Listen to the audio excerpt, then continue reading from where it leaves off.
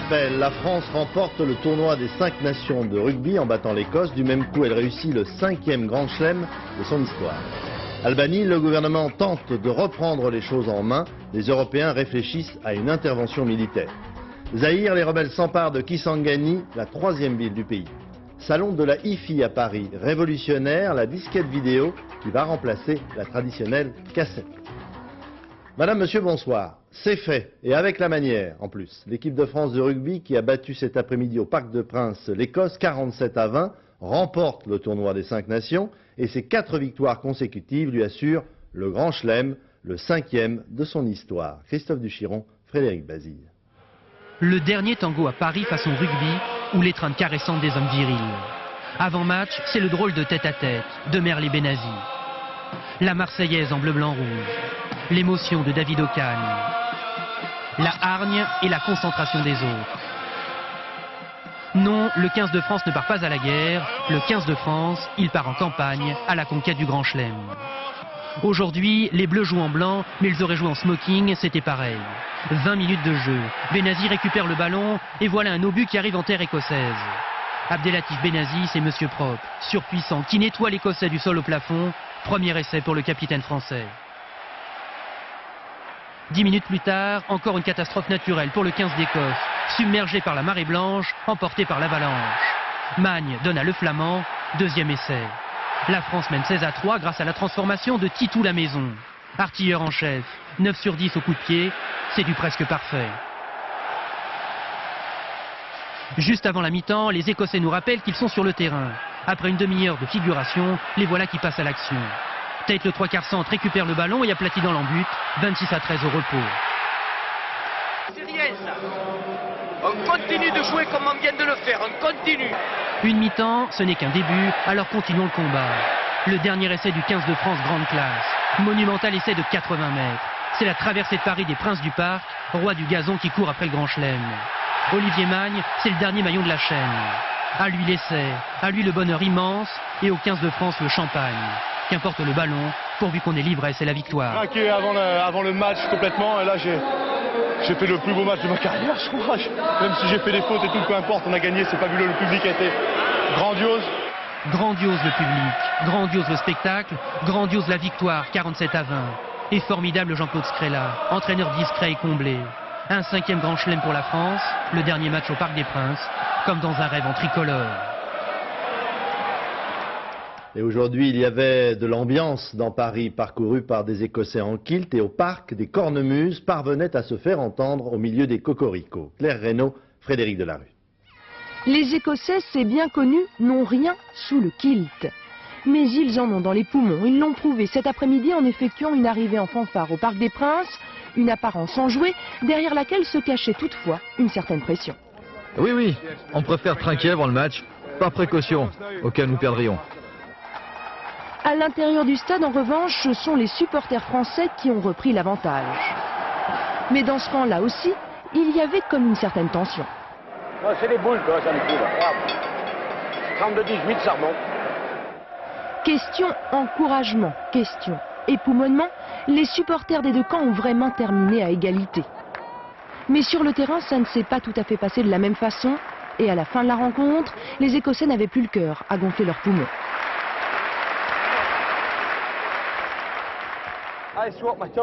Moi, heureusement, j'avais mis le maillot de l'équipe de France. L'Écosse, la France, de toute façon, on est comme ça. Avant de repartir, les supporters écossais ont tenu à prouver une dernière fois qu'en plus d'avoir de gros poumons, ils avaient surtout un grand cœur.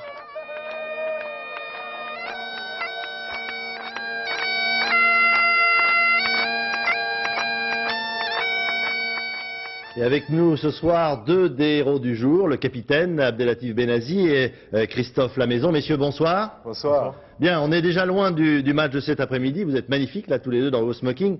Abdelatif Benazi, c'est très particulier ce qu'on doit ressentir après avoir gagné un grand chelem. Mais quelle différence y a-t-il entre le Benazi de ce matin et celui de ce soir? Le Benazi de ce matin il était très nerveux, c'est vrai, c'était même avec 53 sélections, je me sentais comme un petit nouveau parce que c'était quand même un titre important, c'était une étape importante pour nous. Donc j'étais assez nerveux et aujourd'hui je suis un peu comblé du résultat et j'en ai encore les frissons dès que j'ai vu ces images encore, et je crois qu'on va réaliser plus tard. Alors, il y a beaucoup d'autres compétitions maintenant que le tournoi des 5 nations. Mais est-ce que cette épreuve, est-ce que cette compétition reste tout de même pour vous, avec sa légende, la plus grande épreuve? Rien que le palmarès, regardez, ça fait un siècle qu'on participe à ce tournoi. On n'a que 5 titres, c'est le 5e. Donc des occasions comme ça, il n'y en a pas 36 000 dans une carrière, il faut savoir les savourer. Aujourd'hui, l'équipe de France a montré beaucoup de solidarité. Elle est partie non favorite au début de ce tournoi, donc elle a montré beaucoup de courage, beaucoup de fluidité dans son jeu et une identité qui est en train de se créer. Aujourd'hui, on a pu mettre tout ça, on a gâté notre public, on s'est gâté. Et finalement, la dernière prestation par des Princes, on a vraiment été bon. Christophe Lamaison, vous avez été plutôt adroit cet après-midi. 24 points sur 47, 9 pénalités ou buts sur 10, c'était presque parfait. Est-ce qu'il y a des jours comme ça, on le sent au bout du pied, qu'on va être bon ou mauvais? Je lui ai parlé avant. Non. Qu'est-ce que vous lui avez dit qu'il avait intérêt à faire? Il avait intérêt à rien louper aujourd'hui. Alors Christophe, il y a des jours où on sent que c'est bon, ça va passer, tout va passer. On ne le sent pas, il y a des jours où par contre on sent qu'on a confiance en soi, que justement on peut tout se permettre, et je crois que justement le mot confiance c'est un peu le paramètre qui anime un peu cette équipe, et à partir de là je crois que pour un buteur c'est déjà 90% de réussite. Bien, alors Christophe, un mot aussi de vous. Comment vous sentez-vous ce soir? Différent? Différent, oui, c'est vrai que Abdel parlait de pression. C'est vrai qu'on a passé une semaine vraiment où on ne savait pas trop où c'est qu'on allait. C'est vrai qu'il y avait beaucoup de paramètres qui faisaient que pour les jeunes dont nous étions, dont nous faisons partie, c'est vrai que c'était difficile de cette pression qu'il fallait gérer. Et à partir de là, on s'est concentré. C'est vrai que ce soir, on a envie de faire la troisième mi-temps. Bien. Alors, bonne fête à vous tous. Et puis, je pense que ça va bien se passer. Merci en tout cas et bravo pour cet après-midi. Bonsoir. Amusez-vous bien. L'actualité, c'est encore l'Albanie, bien entendu. La révolte ayant gagné l'ensemble du pays, le gouvernement du président Berisha tente de reprendre la situation en main. Aujourd'hui, dans la capitale, Tirana, militaires, policiers qui avaient déserté leur poste ont été rappelés et les civils ont même été armés. Un semblant de calme a été rétabli et pendant ce temps-là, à Copenhague, l'Organisation de la sécurité en Europe réfléchit à une éventuelle intervention militaire internationale. Bruno Le Dreff. L'homme est en civil, mais c'est un policier. La scène se passe aujourd'hui à Tirana, où le gouvernement a confié les blindés à des unités spéciales de la police. Il s'agit de maintenir l'ordre dans la capitale et de reprendre la situation en main. Une opération réussie si on en croit ces images tournées par une agence britannique. Lorsqu'on interroge ces policiers sur leur mission, ils disent simplement « Nous sommes là pour répondre au désir du peuple albanais de voir la paix rétablie ». Désormais, les autorités albanaises arment et recrutent des volontaires. Plus d'1 millier de personnes, beaucoup d'anciens officiers de l'armée, se sont présentés. Il est vrai qu'outre la volonté de défendre le gouvernement, la paix est attrayante, $400, 5 fois le salaire mensuel moyen. D'autres continuent à fuir leur pays. Aujourd'hui, plusieurs centaines de personnes sont encore arrivées dans le port italien de Brindisi. Cet homme explique qu'il a laissé sa femme derrière lui. Il a dû partir très vite, on ne saura jamais pourquoi. Celui-ci assure être un ancien militaire. Il a déserté avec 9 autres hommes de troupe et 6 officiers. Désespoir de ces réfugiés, espoir pour les ressortissants étrangers d'Albanie, dont l'évacuation se poursuit sous la protection de troupes américaines fortement armées. C'est pour l'instant la seule réponse concrète des Occidentaux au drame albanais.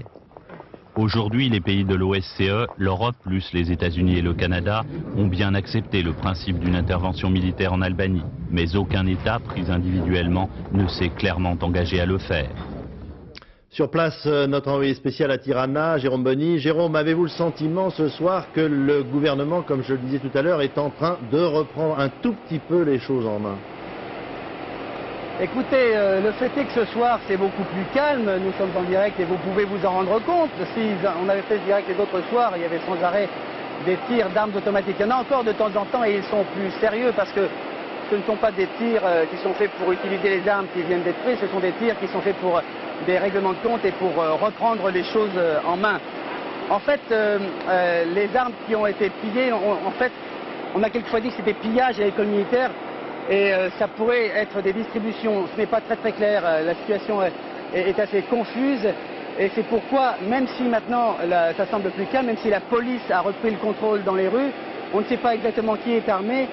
Et c'est dommage que, comme le disait Bruno Le Dreff, l'Europe arrive un petit peu en ordre dispersé sur le front diplomatique de la crise albanaise, avec une délégation de l'Organisation pour la sécurité et la coopération en Europe, une délégation de parlementaires européens, un représentant du Conseil de l'Europe, alors qu'ici il y a une demande assez précise du gouvernement albanais qui est le gouvernement légitime de l'Albanie, puisqu'il y a le président Berisha qui a perdu beaucoup de confiance, vous le savez, à cause de ce problème de scandale financier, même si lui n'est pas personnellement mouillé, les Albanais auraient voulu qu'il contrôle un peu plus ces systèmes de banques pyramidales qui les ont tous ruinés.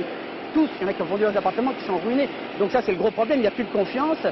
Mais le président Berisha a accepté de nommer ce gouvernement socialiste, donc opposant des anciens communistes quelquefois, qui sont contre lui, mais ils essaient de travailler ensemble et il y a encore une légitimité en Albanie. Et si les Albanais redemandaient à l'Europe d'intervenir, je crois qu'effectivement, s'il doit y avoir une intervention, on l'a déjà entendu à propos de la Yougoslavie, si effectivement la situation n'est pas assez en main et s'il devait y avoir une intervention, il faudrait qu'elle se fasse sans doute assez vite. C'est vrai qu'il y a des problèmes, il y a des criminels qui sont sortis de prison par centaines et qui ont des armes, il y a des factions, il y a des mafias, il y a des possibilités de tentatives de règlement de compte et il est possible donc que la situation se dégrade. Merci Jérôme. Au Zaïre maintenant, les rebelles se sont emparés aujourd'hui de la 3e ville du pays, Kisangani, que l'armée zaïroise prétendait il y a quelques jours encore pouvoir défendre contre n'importe quelle attaque. Le danger maintenant est bien réel pour 90 000 réfugiés massés non loin de là et qui redoutent un véritable massacre. Isabelle Staes. Sur l'aéroport de Kisangani, il y a quelques jours, les militaires zaïrois affichaient une assurance tranquille. Kisangani ne tombera pas, disait-il alors, et pourtant aujourd'hui, ces mêmes hommes n'ont opposé presque aucune résistance face aux rebelles. L'aéroport de Kisangani est tombé. Les hommes de Laurent Désiré Kabila sont entrés dans la ville selon un scénario désormais classique. À peine quelques combats et une armée zaïroise qui bat retraite, volant, pillant dans sa fuite. Même les mercenaires auraient déserté la ville. Avec Kisangani, capitale du Haut-Zaïre, les rebelles qui occupent 30% du territoire s'emparent du quartier général des forces armées zaïroises et menacent maintenant les 160 000 réfugiés qui s'étaient regroupés plus au sud dans la ville d'Ubundu, en bordure du fleuve. Les réfugiés sont complètement affolés et fuient complètement devant l'avancée des rebelles. On est passé hier, il y avait à peu près 90 000 personnes massées sur la rive droite du fleuve et qui souhaitaient passer sur la rive gauche du fleuve. Et approximativement, les plus optimistes disent qu'il y a 15 000 personnes qui ont franchi, mais vu la distance du fleuve et les difficultés rencontrées, c'est-à-dire qu'il y a très peu de moyens de locomotion, et puis il y a quelques personnes qui tentent de la traverser sur des rochers, mais ils sont coincés au milieu du fleuve. C'est un fleuve qui fait 600 mètres de large, donc beaucoup de problèmes et plusieurs morts par noyade et par bousculade. Dans cette fuite désespérée, 200 à 300 personnes se sont noyées ces derniers jours. Des réfugiés qui meurent à l'abri des regards. Il n'y a plus d'aide humanitaire occidentale à Ubundu. Le Premier ministre Alain Juppé réaffirme aujourd'hui la volonté de la France d'envoyer là-bas une force multinationale d'interposition. Le président de la République poursuit sa tournée en Amérique du Sud après l'Uruguay et la Bolivie, d'où le chef de l'État a lancé un appel à une guerre sans merci contre les trafiquants de drogue. Reportage Philippe Arroir, Jean Cornet. Attention au Soroche, le mal des montagnes. Nous sommes à 4000 mètres d'altitude à La Paz, pas de cheminée dans les maisons en raison du manque d'oxygène. Une réelle liesse populaire pour la venue de Jacques Chirac que l'on apprécie. Il a mis tout son poids pour que la Bolivie puisse organiser les matchs éliminatoires de la Coupe du Monde de football. On le dit, tous les Boliviens, merci Monsieur le Président pour avoir été pour la Bolivie. Le président Chirac est un président muy carismático. Charismatique, oui, mais l'amitié franco-bolivienne ne date pas d'hier. Déjà, on l'avait magnifié il y a 33 ans lors de la venue du général de Gaulle. La Bolivie d'aujourd'hui, 7 millions d'habitants, en majorité des métis et des Indiens, reste un pays pauvre qui doit faire face en plus à un fléau, la drogue, deuxième producteur mondial de coca. Sous la pression internationale, la Bolivie a commencé à éradiquer cette culture illégale qui rapporte gros aux paysans et encore plus aux trafiquants. La France va d'abord plaider pour une réflexion renouvelée sur les moyens de rendre plus efficace, plus rentable, plus attractive les cultures alternatives, afin d'offrir aux habitants des campagnes des conditions de vie plus décentes. Pour Jacques Chirac, la lutte contre la drogue va de pair avec l'aide au développement des pays les plus pauvres, car il y a co-responsabilité entre les pays producteurs de drogue et les pays où la demande est forte. C'est donc un front uni que Jacques Chirac est venu plaider ici, à La Paz. Retour en France, réunion ce matin à Paris des élus locaux de la majorité, une sorte de préambule officieux pour le lancement de la campagne pour les élections législatives de mars 98. Le Premier ministre, Alain Juppé, déclarant que la majorité aurait l'an prochain un bon bilan à défendre. Reportage Jean-Baptiste Prédali, Michel Levasseur. C'est comme un air de pré-campagne. Un an avant les législatives, le moment pour les leaders du RPR et de l'UDF de se retrouver. Ils n'en sont pas encore à leur programme, mais déjà à leur stratégie. Devant les élus locaux de la majorité, Alain Juppé a au moins désigné les adversaires de 98, le Parti socialiste et le Front national. Entre les discours de haine des uns et les propos démagogiques des autres, nous sommes les seuls, je crois, à pouvoir incarner une vraie politique de changement réaliste, équilibrée et humaniste. L'action que nous conduisons commence d'ailleurs, après une période un peu difficile, pour sa lisibilité, comme on disait, à porter ses fruits. Deux adversaires plus un bilan, les élus locaux ont l'air d'accord, surtout lorsqu'à la tribune, on leur répète le message. Il faut que messieurs Jospin et Le Pen, politiquement adversaires, mais électoralement associés, sachent que nous n'aurons aucune complaisance, ni pour le Front populaire, ni pour le Front national, car nous savons trop où l'un et l'autre nous ont dans le passé conduits. Bref, un consensus sur la stratégie, même si certains, comme Charles Pasqua, demandent de muscler davantage le discours de la droite. Mais Alain Juppé n'a pas entendu ces conseils, il était déjà parti. Sa brève visite aux élus locaux de la majorité avait un but, leur faire comprendre qu'ils sont déjà mobilisés. En bref encore, l'ancien Premier ministre Édouard Balladur a proposé lui aujourd'hui un référendum sur la réforme de la justice en France. Dans plusieurs villes de France aujourd'hui, dont Besançon, les internes se sont joints au mouvement d'opposition au plan Juppé de réduction du déficit de la sécurité sociale. Dans les rues de Besançon, les internes se sont livrés à des consultations gratuites. À Nice, leurs confrères ont occupé là-bas les péages de l'autoroute et il est prévu demain une manifestation à Paris notamment. Permission de sortie exceptionnelle pour le plus célèbre prisonnier de France, Bernard Tapie. Il est sorti ce matin de la prison de Luynes, près de Marseille, avec une permission de 48 heures pour se rendre au chevet de son père malade. Sortie discrète, mais nos reporters étaient présents. Yannick Aroussi, Jean-François Georgetti. Il est sorti tout simplement à moto, peut-être le moyen de locomotion idéal. Le casque intégral dissimule le visage pour plus de discrétion et un deux roues c'est bien pratique pour la course-poursuite avec les journalistes aux alentours de la maison d'arrêt de Luynes. À l'arrière de la moto, Bernard Tapie dirige le pilote et trouve la solution qui lui permettra d'échapper aux objectifs, emprunter l'autoroute à contresens sur la bande d'arrêt d'urgence, destination Marseille, la seule ville où il est autorisé à se rendre. Bernard Tapie, condamné à 8 mois d'emprisonnement dans le cadre de l'affaire OMVA, est incarcéré depuis le 3 février. Il y a 3 semaines, il a été transféré de la prison de la Santé à celle de Luynes pour se rapprocher de son père malade. Hier, le tribunal correctionnel lui a accordé une permission de 2 jours pour se rendre à son chevet. Ce soir, Bernard Tapie est donc quelque part dans Marseille, mais il doit impérativement rejoindre sa cellule avant demain, 18 h. 4 des 6 membres de l'équipage du Galatée arrêtés en Inde il y a 1 an et demi ont retrouvé la liberté. Ils sont rentrés ce matin à Paris, accueillis par leur famille et par l'ancien ministre Jean-François Degnaud, membre du comité de soutien. Ils avaient été accusés d'espionnage alors qu'ils se livraient à des recherches archéologiques. 2 d'entre eux sont toujours retenus sur place. Ils pourraient être libérés dans les semaines qui viennent.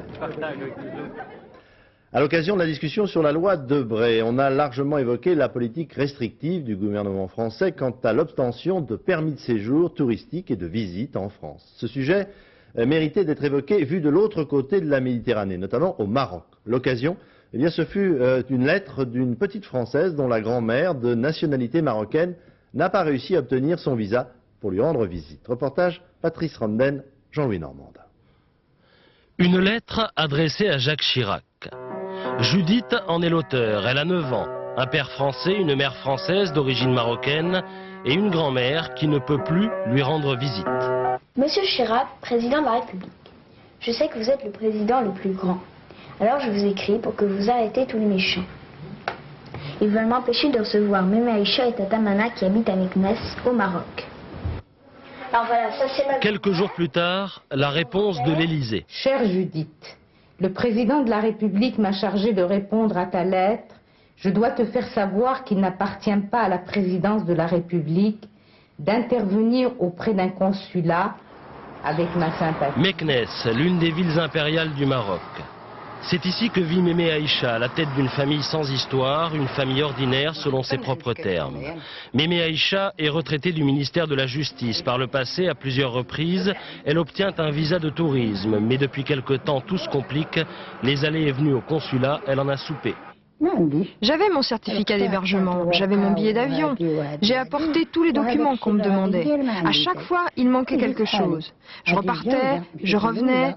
Finalement, le consulat n'a même pas pris mon dossier. Je suis rentrée chez moi et le dossier, je l'ai déchiré. La famille téléphone puis écrit au consulat. Aucune explication. On appelle ça la tactique de dissuasion. Ils découragent, ils nous découragent, on n'a plus envie de repartir, voilà. Les uns jettent l'éponge, les autres espèrent. Consulat de France de Casablanca, 7 h du matin. Chacun ici énonce une bonne raison de décrocher un visa. Tout le monde a de la famille en France, tout le monde est muni d'un certificat d'hébergement ici. C'est un ancien combattant, ça. Il a passé sa vie à combattre pour la France, et pour prendre un visa pour aller visiter la France, c'est impossible. 8 h, ouverture. 8 h 30, fermeture des portes. Regardez un dossier comment il est. Avec leur dossier épais comme un livre, ils tentent leur chance pour la énième fois, avec le sentiment que quelque chose a changé. Nous avons demandé au consulat si c'était le cas. Il n'a pas souhaité nous répondre. À Auboué, en Meurthe-et-Moselle, il y a 3 mois environ, souvenez-vous, une rue entière avait subi un affaissement de terrain, lézardant gravement les maisons. La cause, un sous-sol troué comme du gruyère par les anciennes galeries de mines, aujourd'hui désaffectées. Depuis, eh bien, les victimes n'ont toujours pas regagné leur domicile et de plus, ils ont peu de chances d'être indemnisés. Christine Boss, Sylvain Gauthier. 4 mois après les derniers affaissements miniers, la route principale d'Auboué reste impraticable et pour cause. Le sous-sol continue à bouger et menace toujours les maisons évacuées depuis le 18 novembre dernier. Tout perdu. J'ai travaillé toute une vie pour une maison, puis voilà, j'ai tout perdu d'un seul coup. Et il n'est pas le seul. 150 familles attendent de connaître le verdict des experts judiciaires, maisons à abattre ou réparables. Oui, c'est pas... Pour Michel, le couperet est tombé, sa maison sera démolie. Ici, les murs n'ont pas résisté à l'affaissement de 90 cm du sous-sol. Après le choc, c'est la colère, car la bataille des indemnisations s'annonce longue. Tout à l'heure, l'expert judiciaire a parlé d'affaires similaires qui duraient jusqu'à 10 ou 14 ans. Donc vous imaginez des gens qui doivent payer un loyer alors qu'ils avaient investi toutes leurs économies, toute leur épargne de toute une vie dans la réhabilitation de leur maison, l'aménagement de leur maison. Il faudrait vraiment que l'État intervienne. C'est pas possible de laisser des gens dans une situation pareille. Pourtant, il y a un coupable désigné explicitement dans ce pré-rapport d'expertise. C'est la société Lormine. L'exploitation des mines de fer pendant des décennies à 150 mètres sous terre a laissé un sous-sol en forme de gruyère. Seulement voilà, prévoyant tout cynique, Lormine a vendu ses maisons en incluant une clause de non-recours en cas de sinistre. En haut, en bas et là-bas. De quoi révolter Maurice qui a passé 30 ans au fond de la mine. On se bat contre un pot de fer contre le pot de terre. On a toujours perdu d'avance. Pourtant, les élus de la région se mobilisent pour que leur mine n'échappe pas à ses responsabilités, car une vingtaine de communes lorraines présentent le même risque qu'Auboué. Oui, on est tous à la merci d'un effondrement minier. Et on a des cartes à risque qui ne sont pas tout à fait jolies à voir. Un peu comme s'il était impossible à ces mineurs, enfants ou petits-enfants de mineurs, d'échapper à leur destin. Le salon de l'AIFI s'est ouvert à Paris. On y présente l'équipement de la maison de demain avec notamment l'arrivée sur le marché des CD qui vont remplacer les traditionnelles cassettes vidéo. Romuald Bonan, Bruno Giraudot. Du salon au bureau, en passant par la chambre, de l'électronique partout. Voici votre maison d'ici 5 ans. Outil indispensable, la télécommande centrale à écran tactile. En quelques secondes, le salon se transforme en salle de cinéma. Le grand écran apparaît. Le vidéoprojecteur surgit d'un placard. Tout est piloté du bout des doigts. Ça s'appelle le confortique, ambiance garantie. Une tendance venue des États-Unis, audio, vidéo et encore plus. Tout est là, prêt à l'emploi, mais dissimulé. Sur un seul appareil, on va pouvoir disposer de toutes les fonctions domotiques de la maison. Ça peut être audiovisuel, mais bien sûr, vous avez raison, ça peut être aussi l'arrosage ou le rafraîchissement de la piscine ou n'importe quel autre sujet. Ce petit disque compact lui ressemble à s'y tromper à un CD classique. Mais en fait, il contient 7 fois plus d'informations. Une vraie révolution à lui seul. Sur le DVD, le disque vidéo digital, du son, de l'image de très haute qualité. Sur ces disques, les films peuvent être diffusés en 8 langues et en 32 sous-titres différents. Il reste même de la place pour y glisser par exemple des séquences du tournage ou de la pub. Prix du lecteur, 5000 francs, 250 francs pour le disque qui sera bientôt enregistrable. Un coup dur pour le magnétoscope ou la cassette audio. Ce qui a été formidable surtout, c'est que toutes les marques se sont mises d'accord pour s'allier à ce disque. C'est-à-dire qu'aujourd'hui, on peut dire que c'est un standard mondial, universel. Voici le home cinéma, le cinéma à la maison, autre tendance du secteur. Ici, tout est basé sur l'acoustique et les effets sonores. Au lieu d'avoir une image ponctuelle, vous avez une image volumique du son et qui fait que vous vous projetez intégralement au sein de l'action. De l'écran télé classique au 4 mètres par 3, il y en a pour tous les budgets, comptés entre 3 000 et 500 000 francs.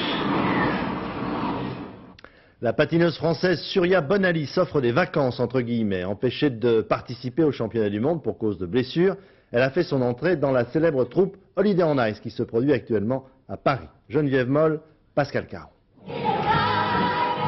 Dans cette troupe du ballet Holiday on Ice qui compte 23 nationalités, tout à coup, une étoile solitaire qui patine à cœur joie.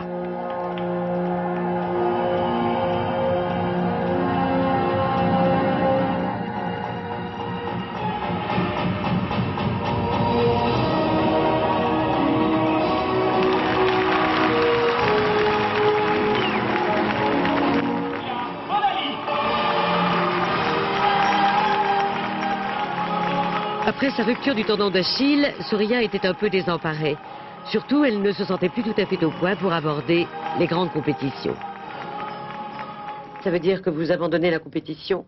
Non, pour l'instant non, ça veut rien dire du tout, c'est juste pas profiter de cette occasion pour patiner comme devant le public, parce que bon, comme j'ai pas pu faire le championnat du monde, donc bon, bah, au lieu de rester à la maison, bah, je pouvais au moins profiter et patiner vraiment comme je voulais, quoi.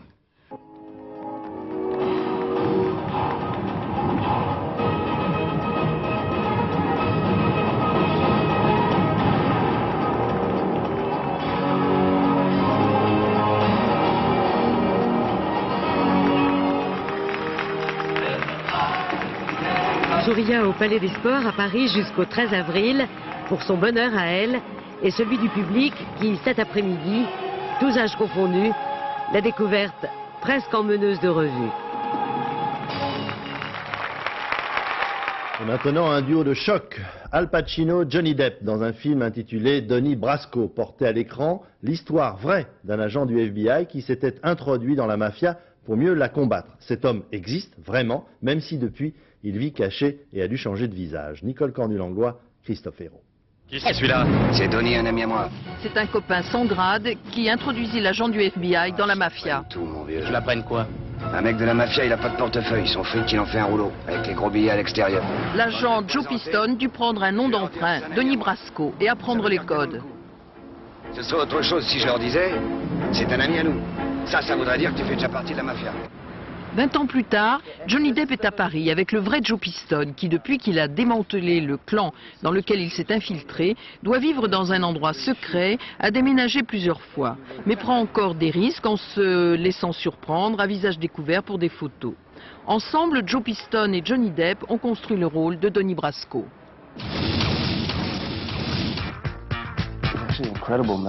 Joe Piston, c'est un homme incroyable et tellement obsédé, tellement déterminé pour accomplir sa mission. J'étais d'autant plus fasciné par sa personnalité que c'est un type très humain, très sensible, avec plein d'émotions.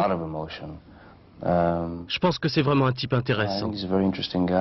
Personne ne peut te toucher, parce que je me porte garant pour toi. Joue pour Mariol, fais ce qu'on te dit. Fais rentrer le fric, et alors peut-être qu'un jour on ouvrira le livre, sur lequel tu seras inscrit affranchi. À la vie à la mort, je suis ton pote. Toutes leurs conversations sont enregistrées par le FBI. Joe Piston trahit son ami. Aujourd'hui, il préfère répondre à visage caché. Pas de remords? Je n'ai pas l'impression de l'avoir trahi. Vous devez comprendre que j'étais un agent du FBI et que c'était mon travail. Je devais arrêter ces gangsters et les mettre en prison. Il en fit tuer quelques-uns aussi. Et les rapports conjugaux furent plutôt perturbés par cette double vie qui dura 6 ans. La brillante interprétation de Al Pacino et Johnny Depp donne à cette histoire vraie une dimension tragique. T'arrives, t'es vivant, tu repars, t'es mort. Et c'est ton meilleur ami qui te flingue.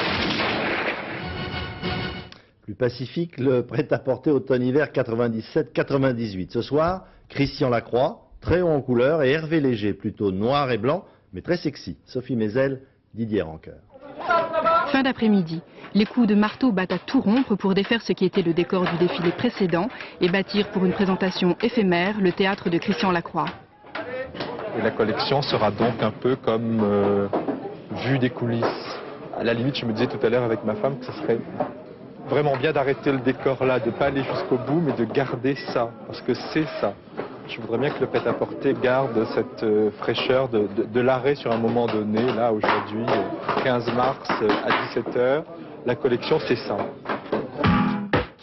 Pour ces 10 ans tout ronds, Christian Lacroix réunit ses deux amours, les planches et le podium, le théâtre et la mode. Son credo, échapper aux images trop polissées, aseptisées, insipides, en offrant un bouquet de couleurs, des gypsies gourmandes, assoiffées de plaisir, se couvrant d'un patchwork vibrionnant d'étoffes et de mailles. De l'audace et de l'audace encore pour affirmer haut et fort sa différence, pour apprendre belle leçon d'optimisme, à jubiler.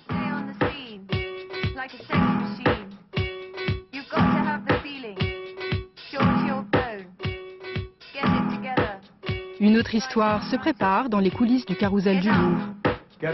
Mais vous ne me reconnaissez pas, c'est moi. Vous me reconnaissez? J'avoue, j'en ai bavé pas. On a reconnu aussi le style Hervé Léger, ses robes moulantes comme un gant, serrées au plus près du corps. Elle se recouvre à l'occasion d'une fourrure de Yeti, ébouriffante pour les grands soirs. Voilà, juste le temps de vous souhaiter une excellente soirée sur notre chaîne. Bonsoir, à demain.